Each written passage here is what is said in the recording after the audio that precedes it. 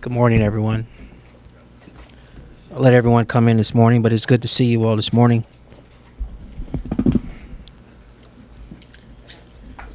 Again, I want to say good morning to everyone and express my appreciation for you all joining us this morning. I also want to express my appreciation for the men and women you see flanking me, standing behind me and to my left and right.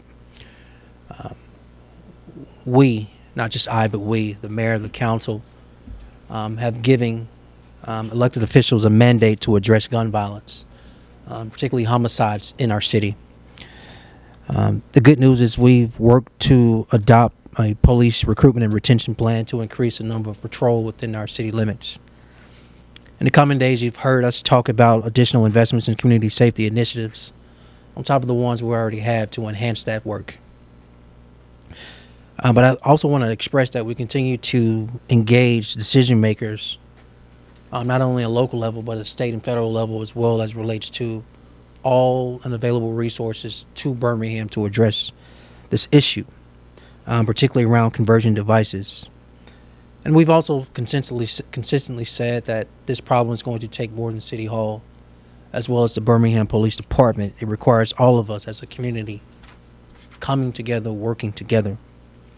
I feel fortunate that over the last few months, we've continued to talk with faith leaders, corporate leaders, small business owners, community leaders, as well as law enforcement at all levels, to build a coalition on how to address our homicide problem.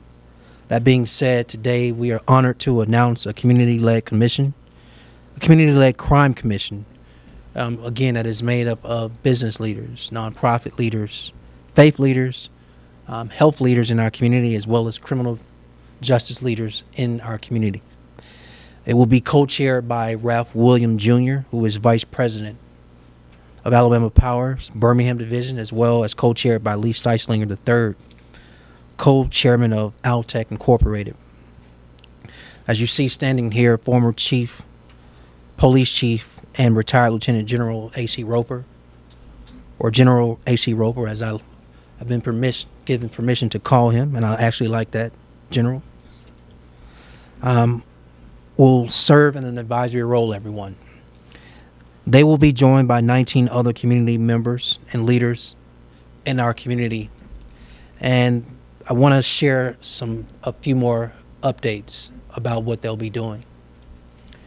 The commission's focus is to quickly assemble information on strategies and programs that have helped other cities and jurisdictions reduce crime, especially homicides. The goal is to have an initial report to the city in less than 60 days. The commission's work will be funded by private resources. Again, the commission's work will be funded by private resources, so their work will exist outside of City Hall, and the Birmingham Police Foundation will be a key partner in supporting the commission's fact-finding work, as well as implementing its recommendations. Recall a historical note, this mirrors a successful effort initiated by then Mayor Richard Arrington in the 90s, who appointed a crime commission to address the surge in crime. Using other cities' models, that commission back in the 90s, with what their efforts led to and recommendations, they did see a reduction in crime. We look forward to this commission's work. We're grateful for General Roper and all other community leaders who have volunteered their time out of their busy schedules to sign up to partner with us in unity to address this problem with a collective front. With that being said, I wanted General Roper to come up and share a few words if he would. Thank you, sir. Let me say greetings to everyone, and it is an honor to be back in City Hall and to also be a part of the Mayor's Crime Commission. The bottom line is this homicide issue is a wicked problem, and by that I mean it's complex, it's resistant to change and resistant to common solutions. So the commission's work is to really get out there and dig into successful programs that are occurring across the nation and bring those back to Birmingham. And so I look forward to advising, supporting this commission, and it's made up of an amazing team of people. And I think together we can build a vision and a future for a safer Birmingham. Thank you very much. Thank you, Chief. Thank you, General. Look at me. Names. Chief Thurman, is there anything you want to share? No, I just think this will prove to be very beneficial to the city and to the Birmingham Police Department. And the biggest thing, like the mayor said, is just a safer Birmingham for everyone. And it takes more than just cops on the street to do this. It's a collective effort of everyone. And so I'm glad to see that this commission has been put together by Mayor Woodfin. And I look forward to what they're going to bring to the table to help the city and help the Birmingham Police Department bring a safer Birmingham for everybody. Thank you, Chief. So with that, everybody, is there any questions? Seeing none, okay, thank you. So you all are kicking this initiative off or announcing it today. When can we expect this to actually kick off? As stated, they have to get in the trenches and get the work started. But as stated, they look to give some initial feedback within 60 days. Can you talk about what that workflow is going to look like over the next 60 days? How will these individuals and entities work to perhaps, even together, to try and find and propose different solutions? Right. Well, as busy as these folks are, they have been working already on what their format will look like. It's loosely based right now as it relates to a cadence, but they're working out what that looks like to be in a position to not only commit to time, but actually get to results. This is real work. This is hard work. Nothing about it is easy, but we trust General Roper, who will take a lead role in this effort of pulling these folk together.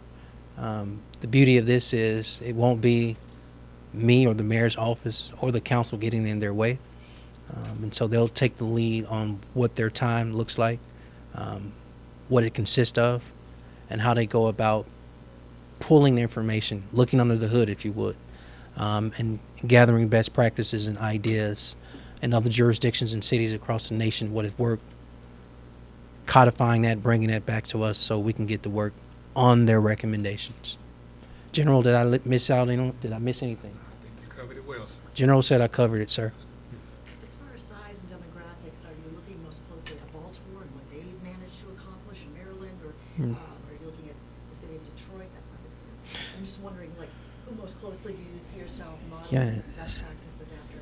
So, I did an interview yesterday with an organization that talked about best practices. The whole conversation is around best practice, and my response was, the best mayors, good mayors, steal the best ideas from other cities, and you find those ideas, and you tailor make them to your city, right? I think in our instance, again, I won't substitute my thought or my ideas for this commission, but what I imagine is it doesn't matter the size of the city. Doesn't matter the demographic of the city. Doesn't matter what location of our country that city's in. If it's a best practice, if it has shown results, I imagine this commission will look to whatever that municipality is. Again, I got to confer with the general. General, did I get that right? Sir, you are scoring 100 right now. Boom. Can you talk a little bit how this differs from other efforts like the Citizens Advisory Board? Yeah. So this crime commission has a singular focus on how do we reduce homicides within our city limits. Let's acknowledge the good work Chief Thurman and the police are doing. Homicides are not the only crime that exists in any municipality in our country. You also have rape. You also have robbery. You also have felony assault. These are other crimes against persons.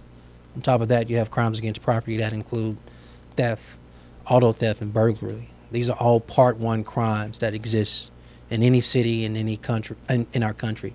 That being said, year to date, Birmingham Police Department and every other crime category, those crimes are down. And so this is a singular focus.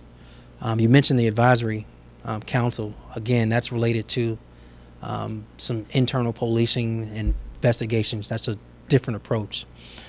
So if this tool, if you would, this commission, it's very narrowly tailored to this issue. There have been 130 homicides here in Birmingham in this year, and that's only 18 on from the record. How, especially with 3 weeks ago being South shooting, how long have you been kind of working on this? Are those recent events? Yeah, it's a great question. We don't have the luxury, this commission or I, to stand here and say that this work is isolated to the mass shooting in 5 Points South. Recall there was a mass shooting, quadruple homicide, in February in the Smithfield community. And then this summer, there was another deadly day, unfortunately, where there was not only a triple homicide, but a quadruple homicide. And the quadruple included 10 other people that were shot and survived. And so putting those things in perspective, whether it is one homicide since January 1 of 2024, or the quadruple that happened on the 5 Points South and all the homicides in between and all the homicides after, our resolve is very clear to, one, find shooters, find killers and get them off our streets, bring some form of justice to these families who deserve it. But this commission also has a mandate to find, study, steal, borrow, assess best practices, and make sure city government, mayor's office, city council, community members, Birmingham Police Foundation, Birmingham Police Department, and all other entities, including our faith leaders, community leaders, corporate leaders, and small businesses, for all of us collectively to step up to the plate and address these issues as a collective. With the level of expertise that you have here, with the folks assembled, will they be assisting in any way, shape, or form with the investigation into 5 Points South shooting, based on some of the research that they're going to be doing? I would imagine the folks will be talking within the community.